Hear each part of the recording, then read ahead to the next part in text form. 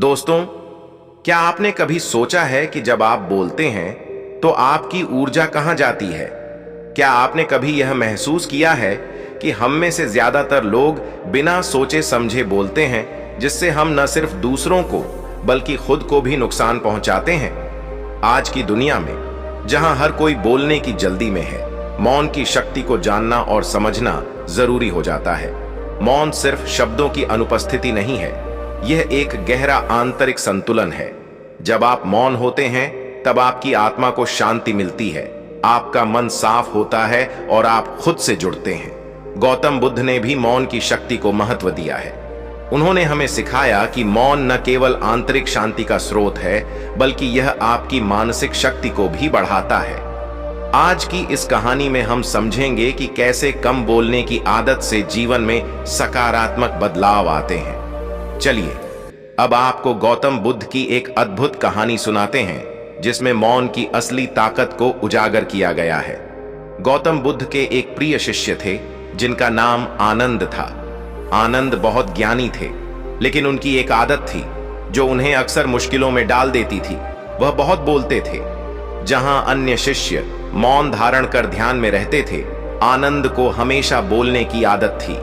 वह हर किसी से बातचीत करते, अपने विचार व्यक्त करते और कई बार बिना मांगे भी सलाह दे देते थे।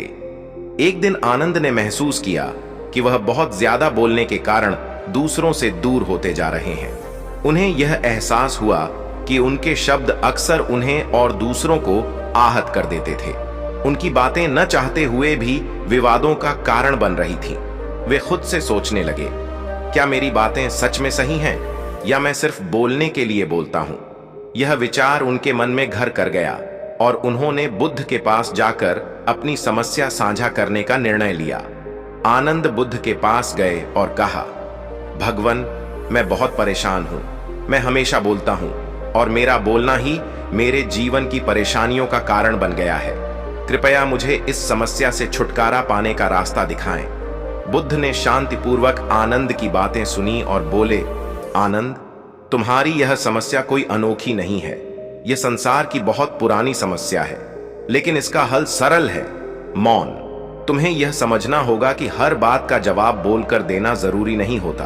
कभी कभी मौन ही सबसे बड़ा उत्तर होता है। बुद्ध ने आनंद को एक कहानी सुनाई। बहुत समय पहले एक गांव में एक बहुत ही धनी व्यक्ति रहता था। वह व्यक्ति बहुत बुद्धिमान था, लेकिन उसकी एक आदत उसे सबकी नजरों में गिरा देती थी। वह हर किसी से बहस करता था और हमेशा अपनी बात को सही साबित करने के लिए लड़ता रहता था। गांव के लोग उसे सम्मान देते थे, लेकिन उसे पसंद नहीं करते थे, क्योंकि वह कभी किसी की सुनता नहीं था। एक दिन गांव में एक संत आया। वह संत हमेशा मौन रहता था, बहुत ही कम बोलता था, लेकिन उसकी बातें हमेशा लोगों के दिलों तक पहुंचती थीं। गांव के लोग उसकी बहुत इज्जत करते थे। धनी व्यक्ति ने सोचा, यह संत क्यों इतना शांत रहता है? क्या यह सोचता है कि यह मुझसे ज्यादा बुद्धिमान है? वह संत से मिलने गया और उसे चुनौती देते हुए बोला, तुम क्यों मौन रहते हो? क्या तुम्हारे पास बोलने के लिए कुछ नहीं है, या तुम सोचते हो कि तुम मुझसे श्रेष्ठ हो? संत ने मुस्कुराते हुए कहा, मौन का अर्थ यह नहीं है कि मेरे पास कहने को कुछ नहीं है। मौन का अर्थ है कि मैं अपने विचारों को संभाल कर रखता हूं। मैं जानता हूं कि शब्द तीर की तरह होते हैं, एक बार निकल गए तो वापस नहीं आते, इसलिए मैं सोच समझकर ही बोलता हूं। मौन में भी शक्ति है जो शब्दों से कहीं अधिक है। धनी व्यक्ति ने सोचा कि यह संत उसे चुपचाप हराने की कोशिश कर रहा है, इसलिए उसने और जोर देकर बहस की, लेकिन संत ने फिर से मौन धारण कर लिया। अंततः धनी व्यक्ति को समझ में आया कि उसकी बातों का कोई असर नहीं हो रहा है और वह खुद थक कर वहां से चला गया। बाद में उसे एहसास हुआ कि संत ने बिना कुछ कहे उसे हरा दिया था, और तब उसने मौन की शक्ति को समझा। बुद्ध की कहानी सुनकर आनंद गहराई से सोचने लगे। उन्होंने महसूस किया कि वह खुद भी वही कर रहे थे जो धनी व्यक्ति कर रहा था, हर समय बोलकर अपनी बात को सही साबित करने की कोशिश। लेकिन असली बुद्धिमानी मौन में थी, क्योंकि मौन ही आपको दूसरों को सुनने और सही फैसले लेने का समय देता है। बुद्ध ने आनंद से कहा, आनंद, अगर तुम सच में शांति और सुकून पाना चाहते हो तो कम बोलो और अधिक सुनो। मौन का अभ्यास करो और देखो कि तुम्हारा जीवन कैसे बदलता है। जब तुम्हारे शब्द आवश्यक होंगे, तब तुम देखोगे कि वे कितने प्रभावशाली हो जाते हैं। मौन से तुम्हारी मानसिक शक्ति बढ़ेगी और तुम्हारी समझ गहरी होगी। आनंद ने बुद्ध की यह सलाह मानी और अगले कुछ हफ्तों तक मौन धारण किया। धीरे धीरे उन्होंने महसूस किया कि उनके जीवन में शांति और सुकून आ रहा है। उन्होंने न केवल दूसरों को बेहतर ढंग से समझना शुरू किया, बल्कि खुद को भी।